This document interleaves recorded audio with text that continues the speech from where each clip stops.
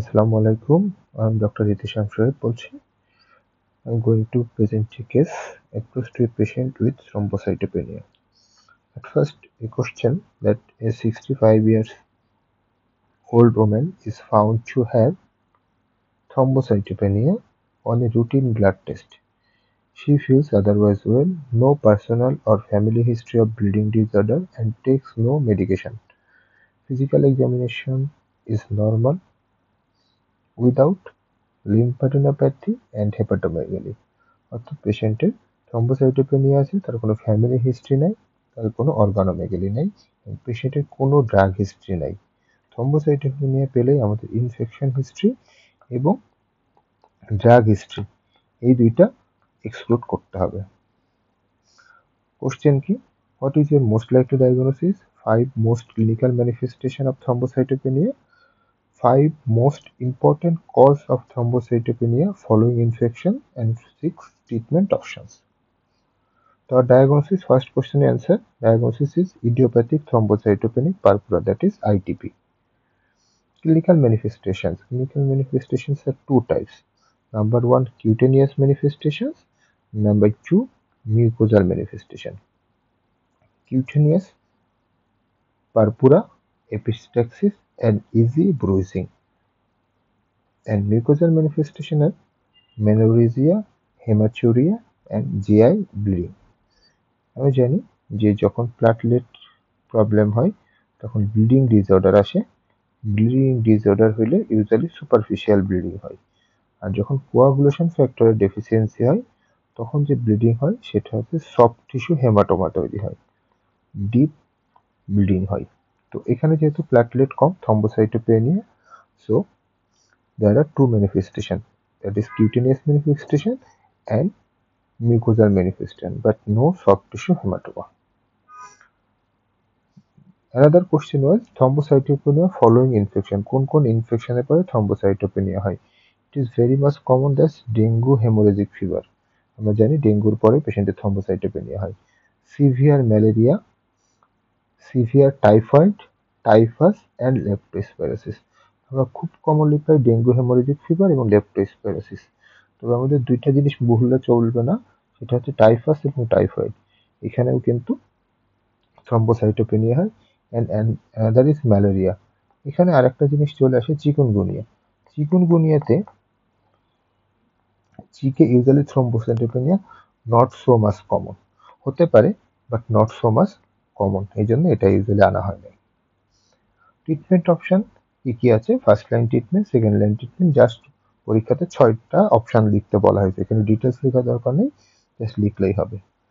আচ্ছা, আইটিপি নিয়ে আমরা একটু ডিটেলস যদি আলোচনা করি। আইটিপি হচ্ছে চিলড্রেনদের হতে পারে। In case of children it is 2 to 6 years, usually acute হয় এবং এটা ভাইরাল ইনফেকশনের পরে হয়।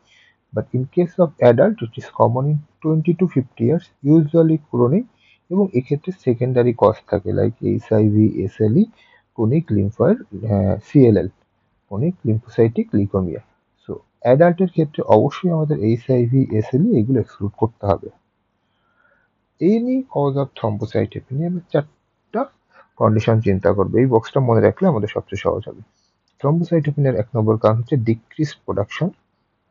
সেটা হতে পারে due to nutritional deficiency, that is vitamin বি12 অথবা folate deficiency, congenital and marrow damage, that is aplastia, aplastic anaemia, chemotherapy, drug induce malignance, এগুলো চিন্তা করবো। অর্থাৎ ডিক্রিজ প্রোডাকশন, এবং এই ডিক্রিজ প্রোডাকশনগুলো সবগুলোতেই হয় কি বোন ম্যারোতে প্রবলেম অথবা নিউট্রিশনাল প্রবলেম। তো ইউজুয়ালি দেখা যায় যে ম্যারো প্রবলেম থাকলে পেশেন্টের প্যানসাইটোপেনিয়া থাকে।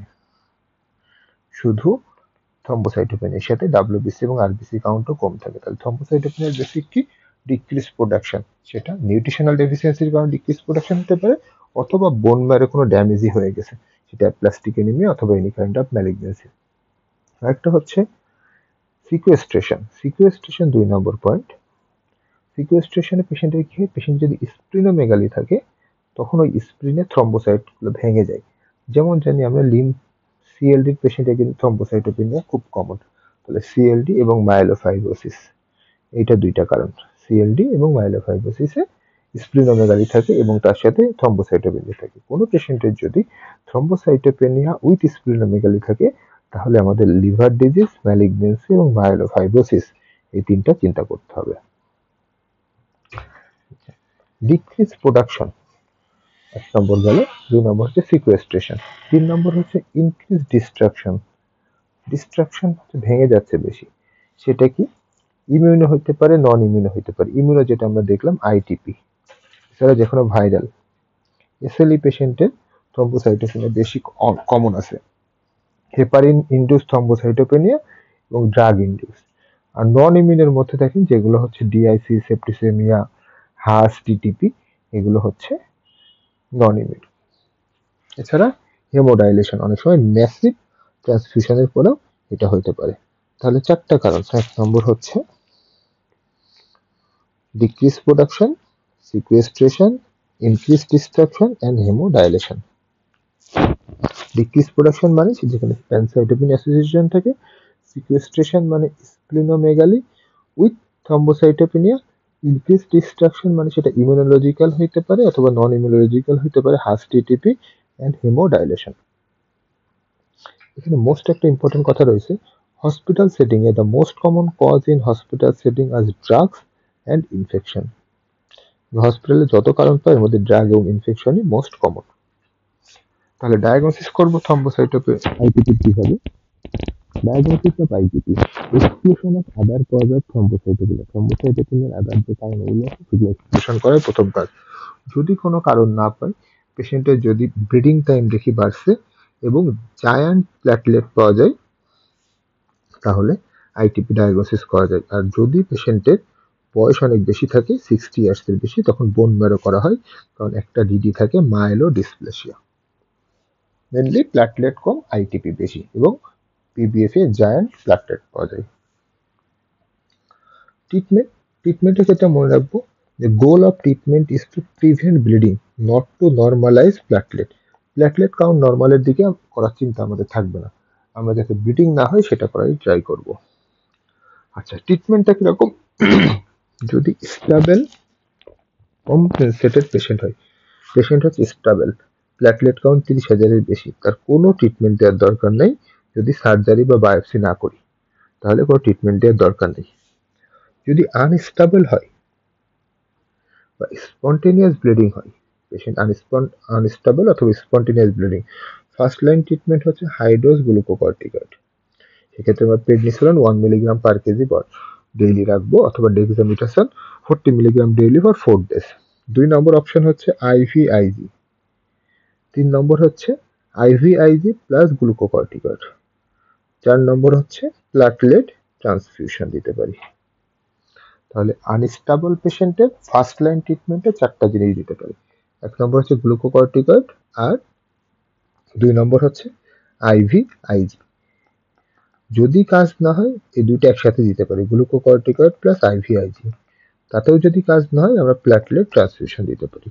এটা হচ্ছে স্পন্টেনিয়াস ব্লিডিং বা আনস্টেবল পেশেন্টের ক্ষেত্রে first line treatment. First line ট্রিটমেন্টে যদি কাজ না হয় তখন সেকেন্ড লাইন ট্রিটমেন্টে যেতে হবে। সেকেন্ড লাইন ট্রিটমেন্টের ইন্ডিকেশন কি? টু রিল্যাপস আর প্রাইমারি রিফ্র্যাক্টরি ডিজিজ। যদি 2বারের বেশি রিল্যাপস হয় অথবা প্রাইমারি রিফ্র্যাক্টরি ডিজিজ হয়, তখন আপনাকে যেতে হবে সেকেন্ড লাইন ট্রিটমেন্টে। TPORA, that is L-thromboplaque romboplastin, ischemic kinase inhibitor, fostamatinib, splenectomy এবং immunosuppression therapy, that is low dose rituximab, glucocorticoid, MMA, tacrolimus, cyclophosphamide, এগুলো দেওয়া যেতে পারে।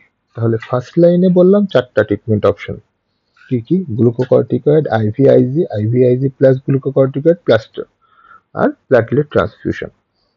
সেকেন্ড লাইনেও 4টা, thrombopoietin receptor antagonist, that is L-thromboplaque. 2 নম্বর হচ্ছে splenic tyrosine kinase inhibitor, that is fostamatinib.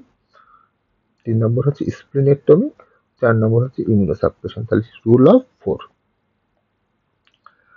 Splenectomy যদি পেশেন্টের কথা হয়, যদিও এই পেশেন্টের আইটিবি পেশেন্টের স্প্লিনোমেগালি থাকে না, তারপরেও যদি স্প্লিনেক্টমি করা হয় দেখা যায় যে কমপ্লিট রেমিশন হয়ে গেছে 70% পেশেন্টের। আর TPORA, L-thromboplaque romboplastin দেওয়ার ক্ষেত্রে 14 দিনের মধ্যেই পেশেন্টের 70% ক্ষেত্রে রেসপন্স করে, অর্থাৎ 2 সপ্তাহের মধ্যেই 75% রেসপন্স করবে। আমাদের question, 20 years female with bleeding manifestation, আমাদের কাছে 20 বছরের একজন মহিলা আসছে ব্লিডিং ফর্মেশন ম্যানিফেস্টেশন নিয়ে। Write down the underlying cause that you may search. আমরা 20 বছরের ফিমেল যদি ব্লিডিং ম্যানিফেস্টেশন নিয়ে আসে, আমরা কি কি কজ সার্চ করব? দেখুন, SLE সার্চ করতে হবে, B cell malignancy, HIV, pregnancy, drug. যদি কোনো কিছু না পাই তাহলে শেষে আমরা আইটিপি করব।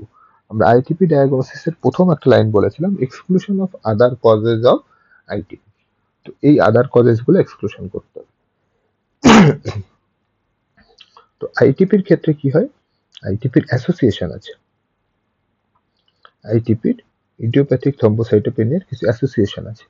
সেই অ্যাসোসিয়েশন গুলো কি? এক নম্বর হচ্ছে SLE, B cell malignancy, HIV infection and antiphospholipid syndrome.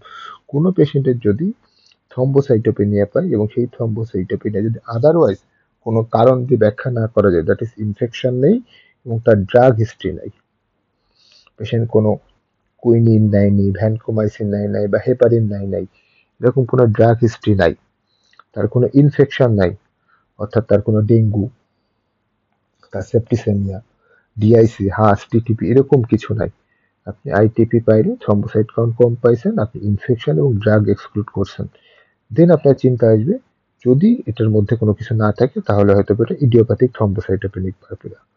এই আইটিপি চিন্তা করার পরে সেকেন্ড কাজ হচ্ছে এই আইটিপির কোনো অ্যাসোসিয়েশন আছে কিনা। এর অ্যাসোসিয়েশন কি? এসএলই, সেটার এসএলই থাকলে সেটা এক্সক্লুড করতে হবে, এইচআইভি এক্সক্লুড করতে হবে, অ্যান্টিফসফোলিপিড সিন্ড্রোম এক্সক্লুড করতে হবে এবং কোনো বি সেল ম্যালিগন্যান্সি আছে কিনা এটা দেখতে হবে।